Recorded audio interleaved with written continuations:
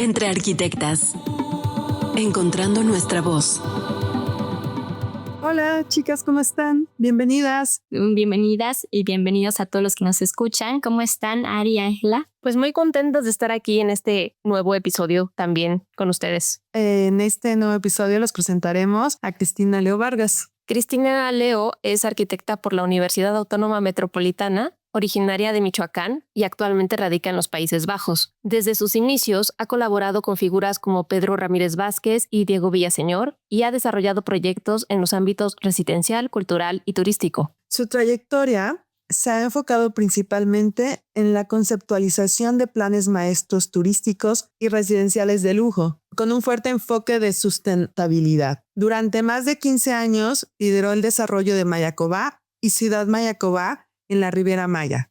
De hecho, durante esa temporada tuve suerte de conocerla y de convivir en ese tipo de proyectos. Desde entonces ella ya trabaja para lograr que sean reconocidos por organismos como la OMT y el Rainforest Alliance. En 2019 fundó Leo Vargas Design, una firma de consultoría desde la cual asesora a desarrolladoras en México, Europa y Brasil. Actualmente colabora con Prima en un proyecto turístico de 6,000 hectáreas en el norte del Bahía. Estamos muy emocionadas por estar aquí, por tener este nuevo episodio. Cabe mencionar que lo grabamos a distancia, entonces tal vez, no sé, si encuentran algunos errores de audio, puede ser por eso, pero fuera de eso creo que fue un episodio muy enriquecedor y muy padre de grabar. Y esperamos que lo disfruten tanto como nosotros. Y bueno, vamos a escucharlo. Estás escuchando Entre Arquitectas. Soy Cristina Leo, soy arquitecta. Yo estudié en la Universidad Autónoma Metropolitana. La verdad es que a mí cuando me preguntan, oye, ¿eres arquitecta? Yo sí, y me preguntan, oye, ¿y haces edificios? ¿Y haces casas? ¿Qué haces? ¿No? Pues yo digo, bueno,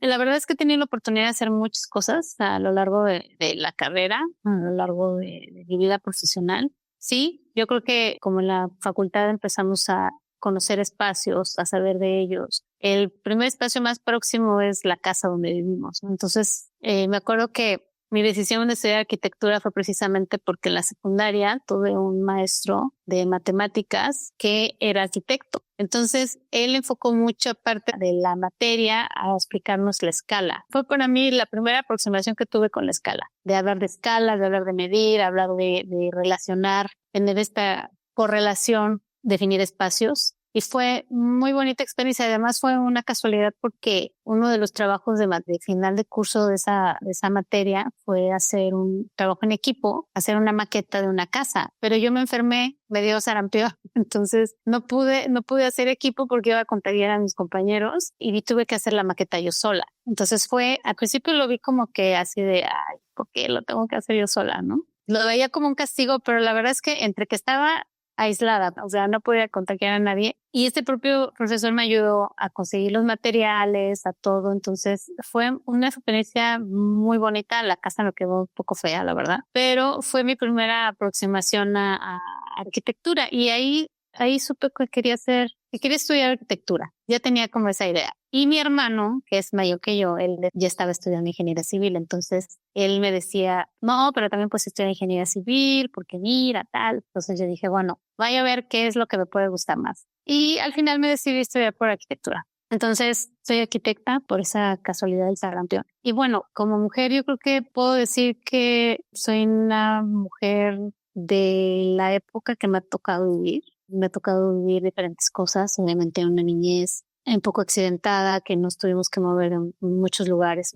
muchas veces, entre Michoacán, Ciudad de México, y en esa época como joven, como niña, y después como adulta, fueron sucediendo muchas cosas, ¿no? Pero siempre intentando vivir mi época, mi tiempo, y yo creo que por eso, de alguna manera, esa personalidad que tengo de no he vivido en un solo lugar, también me ha llevado a conocer muchas culturas, a conocer a mucha gente. Y la verdad es que yo creo que a abrir los brazos, ¿no? Y un poco la mente y el corazón para conocer y disfrutar a todas las personas y lugares que se me van poniendo enfrente, ¿no? Entonces, yo creo que es una gran riqueza, es una gran posibilidad de poder conocer lugares distintos porque te das cuenta que no es único, ¿no? Que a veces el ser humano es un poco egoísta pensando que su mundo es el único y los demás no cuentan. La verdad no es así. Y yo creo que eso también es una correlación bien bonita con la arquitectura, porque de alguna manera me he dado cuenta que somos los responsables del buen o mal vivir de la gente.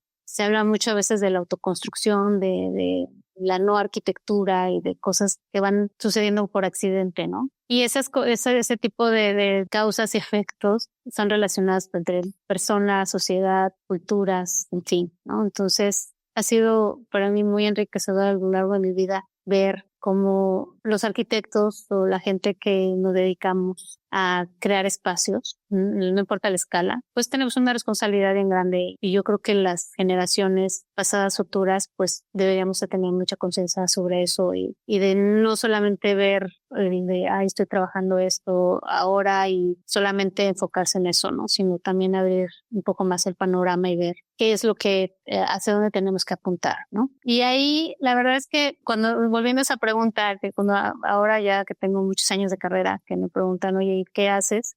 La verdad es que hago de todo, ¿no? Afortunadamente he tenido no puedo decir suerte, o la fortuna de estar en lugares adecuados, momentos adecuados. Y mi vida profesional siempre se ha desarrollado de una manera bastante fluida, ¿no? Terminé la carrera y en ese entonces mi director de tesis, el arquitecto Eduardo Langarne, que no sé si viva, él un día llegó al salón y dijo, oigan, ¿alguien de ustedes le interesaría hacer una pasantía con el arquitecto Ramírez Vázquez? Y yo dije, ¿es en serio? Y así como que pregunté, dije, ¿es en serio? Pues y dice, sí, o sea, están buscando 2 pasantes, ¿no? Y nos dijo, no creo que les paguen, pero yo creo que podría ser una buena oportunidad. Entonces yo así como que lo pensé y dije, ay, ¿cómo no te van a pagar? O sea, seguramente te van a pagar, pero no dicen. Entonces yo le dije, oye, a mí me interesa. Y la realidad es que no me pagaron, efectivamente, pero fue una experiencia muy, muy bonita, como de 7, 8 meses que estuve ahí. Aprendí un montón. Obviamente vi al arquitecto, o sea, lo estuve con él. Ya esas horas de interacción con él fueron, o sea, yo creo que el pago de los 7 meses, 8 meses que estuve ahí. Y la verdad es que gracias a eso me abrió muchas puertas, ¿no? ¿Por qué? Porque me dieron una carta de recomendación muy buena y aprendí mucho. Obviamente estamos hablando de los tiempos que todo se hacía a mano. Entonces eran muchas horas de trabajo, maquetas, que a mí me encantaba hacer maquetas, y pues unos proyectos bastante interesantes. De hecho, me acuerdo perfectamente que la portada del antiguo hotel, el Mayan Palace, ahí te acordarás de él, ahí en Playa del Carmen, que tiene unos arcos mayas. Esa fachada fue diseñada ahí en el despacho del arquitecto Ramírez Vázquez. En ese entonces yo no sabía ni para qué era, pero de ahí se tomó el concepto y fue una experiencia muy interesante, muy bonita.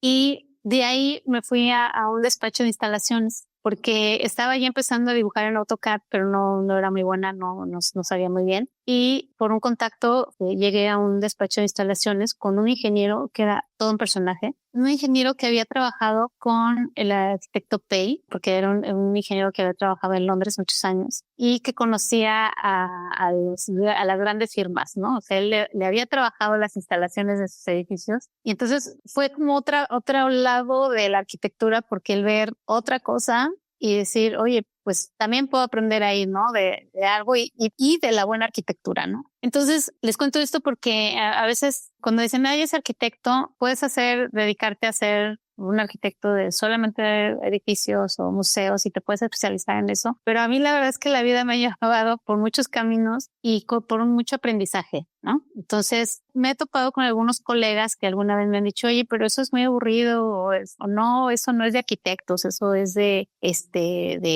abogados o de ingenieros o tal, eso. Yo no hago eso. Entonces, yo creo que como persona y como arquitectos tenemos que dejar un poquito de lado esa arrogancia y abrirnos un poco más, ¿no? Y ahí es donde de alguna manera puedes corresponder un poco con tu entorno, ¿no? O sea, te integras más y de alguna manera pues sacas un buen provecho de eso, ¿no? Y es por eso que he pasado así como por esas experiencias de trabajar en un despacho de instalaciones a luego ya trabajar en un despacho de arquitectura que fue con el arquitecto Solórzano, que Ari lo conoce muy bien. Y trabajando con el arquitecto Solórzano, trabajábamos directamente con Mario Lazo y con Diego Villaseñor para los proyectos turísticos. Ahí empezó mi experiencia con los proyectos turísticos con ellos. Hicimos muchas casas en Ixtapa, unas bellas aterrazadas padrísimas con lluvia y señor. Ahí fueron de mis primeros proyectos de estar a cargo del proyecto desde el principio al final. Entonces fue muy interesante de ahí ir creciendo a llegar a ser jefa de taller, pero ahí afortunadamente pude aplicar lo que había aprendido antes, ¿no? Y luego llegó un proyecto que yo creo que fue el que cambió relativamente mi vida, que fue Bosques de Santa Fe, que es la Cañada de Santa Fe, porque fue un reto, hacer un proyecto de ultra lujo residencial con un campo de golf complicadísimo, que con Niklaus, ahí tuve la oportunidad de conocer a Jack Niklaus. Ahí recuerdo que estando ahí en el proyecto de Bosques de Santa Fe, en una caseta de obra, porque estábamos ahí, teníamos que vivir ahí. Ahí fue mi primer acercamiento con los desarrolladores de Mayacoba, el equipo de OHL, en ese entonces los pioneros. Y ahí fue mi primer acercamiento con ellos y fue la primera vez que hablamos de llevar el proyecto Mayacoba y de vivir en Playa del Carmen. Yo lo vi como, eso no va a pasar. Yo no estaba segura que iba a participar en ese proyecto. Y al final, pues sí, fue una oportunidad súper bonita de empezar a trabajar el proyecto de Mayacoba desde Ciudad de México y después mudarme a Playa del Carmen, que es el lugar donde he vivido la mayor parte de mi vida, que yo creo que marcaron no solamente mi vida como persona, porque conocí a personas maravillosas como Ari. El no tener la familia cerca, o sea, fue mi experiencia de desapegarme completamente de mi familia por la distancia, obviamente, pero de encontrar otra familia, otro tipo de familia, ¿no? Que es la que tú escoges y son tus amigos, tus cariños, ¿no? Que vas encontrando. Y la verdad, también con un sentimiento bien, digamos, de relación con el lugar, de acogimiento, el lugar me recibió súper bien. Me tocó ver toda esa evolución tan grande que ha tenido Riviera Maya, Cancún, Tulum, un crecimiento muy grande de los lugares. Otra vez aquí viene la responsabilidad como arquitectos, como creadores, como diseñadores, como desarrolladores, ¿no? Yo creo que muchas cosas se hicieron bien, pero muchas cosas se hicieron muy mal. Y un poco ahí es la problemática social, ¿no? De desarrollar sin analizar capacidad de carga, sin analizar impactos. Y en fin, y ahí la verdad es que trabajando en este proyecto y trabajando con OHL, que a mí me tocó empezar el proyecto Mayacoba desde el punto de vista de diseño, desde el punto de vista de arquitectura pura, con arquitecto Mario Lazo, para definir el plan maestro de Mayacoba y al mismo tiempo entender esta correlación sitio, ecosistemas, arquitectura. Fue mi primer acercamiento con todo eso, ¿no? Entonces para mí fue nuevo porque siempre habíamos trabajado, obviamente sí, analizando los estudios de impacto ambiental y tal, pero fue un acercamiento 100% con trabajar con un equipo multidisciplinar enorme, ¿no? Biólogos, hidrólogos, geólogos, ingenieros, obviamente financieros, ¿no? Porque el caso Mayacoba es un caso de éxito porque es un caso que ha sido muy exitoso para lo que fue creado, pero también por todo el proceso de diseño, ¿no? Todo ese respeto al manglar, a crear nuevos ecosistemas. La gente que visita Mayacoba dice, ay, qué bonito lugar, qué bonitos lagos que estaban aquí. No, todo Mayacoba fue creado, fue hecho, fue diseñado para que tuviera un aspecto totalmente funcional, natural. Entonces, esta oportunidad que tuve de tener ese contacto con todo ese equipo multidisciplinar me cambió una visión completamente de lo que yo venía haciendo como arquitectura, ¿no? De no ver solamente lo particular, sino ver lo global. Y de ahí el miedo, ¿no? Porque al final, pues es un miedo de decir, oye, tengo esto que es muy grande y si esto no funciona va a ser un desastre, que era yo creo que lo que todo el equipo, ¿no? Porque obviamente son trabajos de mucha gente, el equipo que trabajamos ahí, Ari, tú te recuerdas, era muchas horas de ver qué era lo que es mejor, o sea, lo que era mejor para el proyecto, para el sitio. Obviamente no teníamos una bola de cristal y saber que iba a ser un éxito, ¿no? Pero obviamente teníamos, sí, la prognosis de decir, oye, lo estamos haciendo bien, ¿no? Entonces el resultado no puede ser malo. Entonces esa línea de trabajo, y ahí es donde empecé a tener otra vertiente de trabajar, no solamente arquitectura misma, no, tal vez no el diseño de la cubierta, el baño, la suite del hotel, pero sí de toda la parte exterior que es a veces una parte que se deja mucho y que la verdad en el caso de Mayacoba es la parte que es más bonita, porque los hoteles son muy bonitos, pero toda la parte exterior que tienen en común los hoteles es lo que ha llevado al éxito a Mayacoba, ¿no? Y ahí sí me gustaría hablar de que en el 2011 por ahí, encontré una convocatoria para aplicar a un premio que daba la Organización Mundial de Turismo, un premio que se llama Ulises, que actualmente después de pandemia lo descontinuaron por muchas cosas, pero es un premio que la Organización Mundial de Turismo da a los proyectos en diferentes categorías y en el caso de Mayacoba lo postulamos por ser un proyecto innovador, sustentable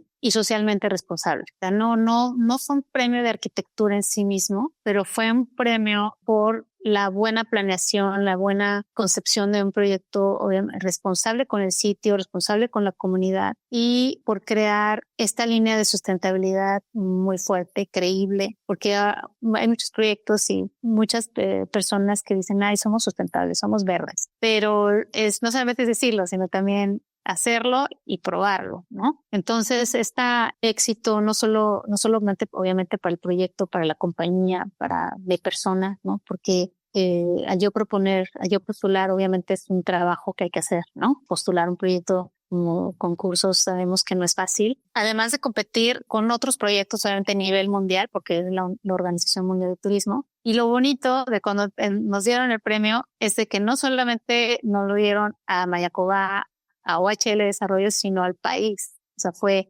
así México representada por este proyecto, ¿no?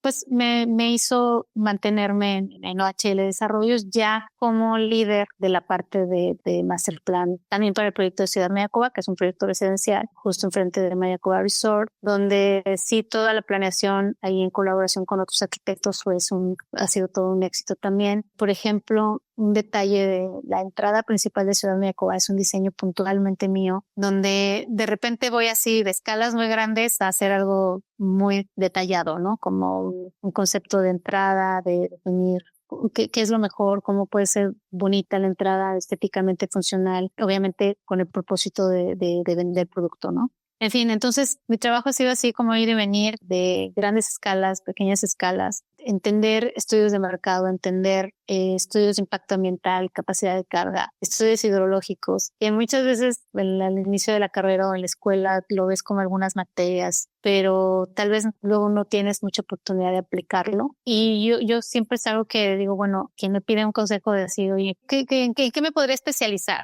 Digo, bueno, hay muchas cosas en arquitectura en que te podrías especializar. Yo misma he querido estudiar una maestría desde que salí de la carrera. Nunca pude. Afortunadamente, porque siempre tenía proyectos súper interesantes en los cuales trabajar. Y alguna vez un buen amigo, el maestro Rojas, me dijo que sí, es que tú ya estás haciendo una maestría aquí, o sea, no hay mejor laboratorio que puedas tener que el proyecto de Mayacoba para hacer tu maestría, ¿no? En fin, yo creo que fue un poco del no quererme despegar de los proyectos en los que he estado trabajando como para hacer una maestría. No lo dejo de lado, ya tengo he hecho 2 intentos de luchar una maestría ahí. Y ahora con el proyecto que tengo en Brasil, que es otra experiencia totalmente distinta porque es otra cultura, otro tipo de trabajar. Me doy cuenta que como mexicana que vivo actualmente en Europa, me doy cuenta que en Brasil la cultura es en algunos casos muy avanzada, pero para otras no. Y que además México somos una referencia para ellos, ¿no? Entonces es muy bonito porque cuando vives en Europa, tú dices, ahí es el primer mundo y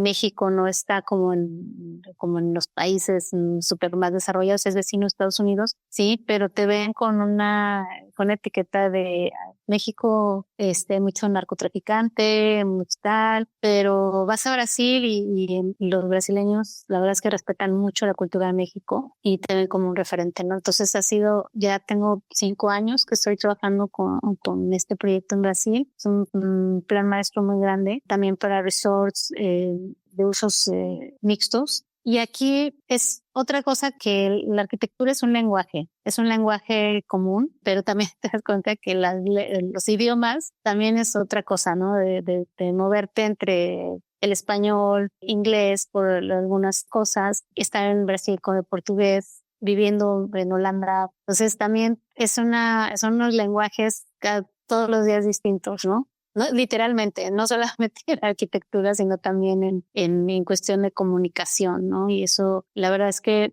hace la vida muy, muy rica, ¿no? Yo, una recomendación que sí doy, por ejemplo, a mis sobrinos, a gente que me pregunta, oye, ¿qué me recomiendas estudiar al mismo tiempo que arquitectura o así? Yo digo, bueno, si tienes oportunidad de estudiar algún idioma adicional, por supuesto el inglés como una segunda lengua sería lo mejor. Y si no es que un tercer idioma, porque te abre muchísimas puertas, te conectas mucho más fácil con el mundo y ahí vas buscando tus vertientes, ¿no? De no solamente pensar que el mundo está hecho para arquitectos de un solo tipo de edificación o ambiente, ¿no? Puede ser muchas cosas. Y todo lo que conlleva también un proyecto de este tipo de escalas en las que últimamente he estado involucrada, es que te das cuenta que hay que trabajar mucho también con abogados y entenderlos, aprender de ellos y aportar, ¿no? Porque también de repente pues uno puede aportar y enriquecer a las demás personas, ¿no? Síguenos en Instagram,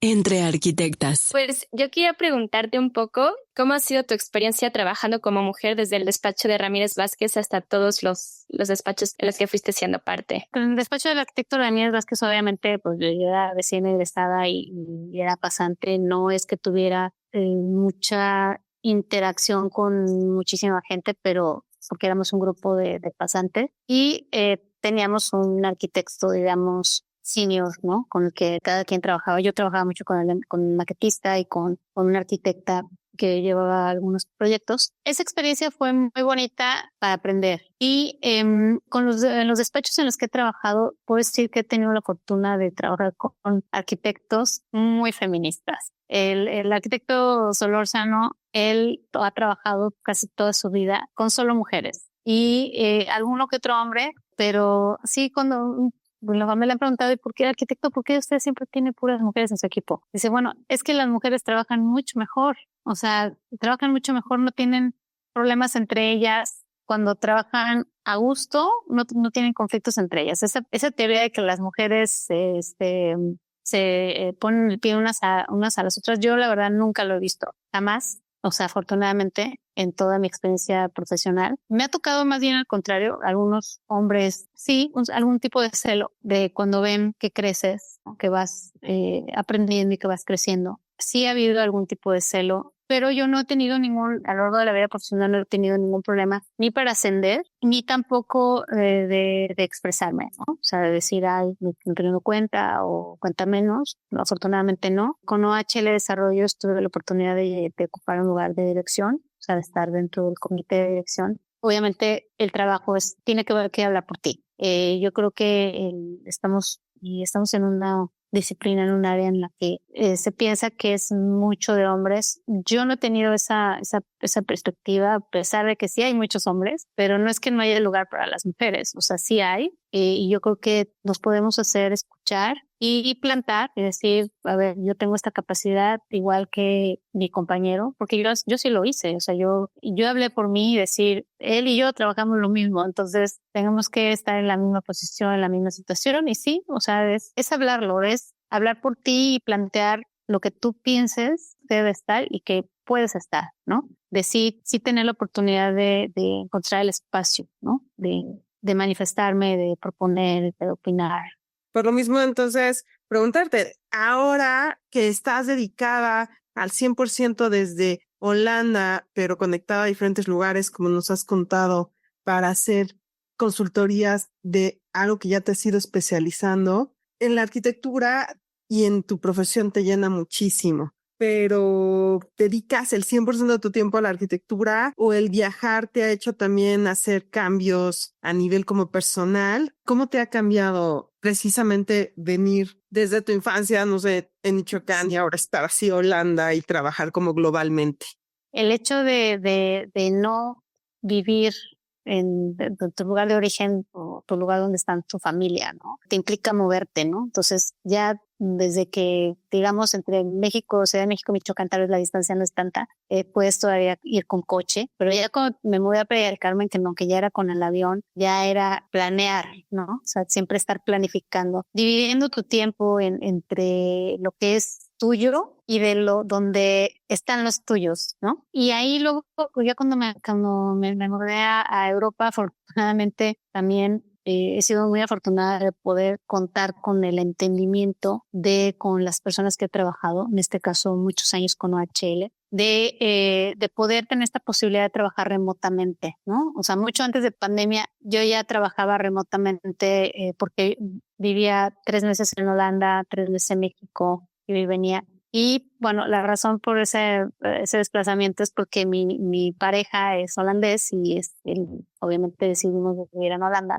Entonces ahí es como otra vez hablar, ¿no? Decir, oye, a ver, yo tengo esta situación personal, tengo planes de vivir en Holanda, yo no tengo ningún problema en continuar trabajando, si me puedo organizar a distancia y hablarlo, ¿no? Y tal vez al primer momento no se va a encontrar la solución, pero si planteas bien cómo propones hacer las cosas y le echas todas las ganas para que resulte, no tiene por qué no salir bien, ¿no? Entonces ahí empecé con esa dinámica de trabajar a distancia ya desde hace muchos años, de viajar y poder compartir mi tiempo entre Holanda y México en un principio. Y obviamente, pues sí, la verdad es que tengo un compañero que me entiende, ¿no? Que entiende que mi trabajo me gusta mucho, que es muy importante para mí, que evidentemente no es como lo ideal separarnos por algunos días, algunas semanas, a veces, algunos meses, pero es también la calidad, ¿no? El tiempo, ¿no? O sea, yo creo que siempre hablar con honestidad y decir lo que es importante para ti le da el mensaje adecuado a las personas que lo reciben, ¿no? Decir, oye, pues sí, a ver, entiendo que es importante para ti. Inclusive mi pareja, él fue quien me motivó a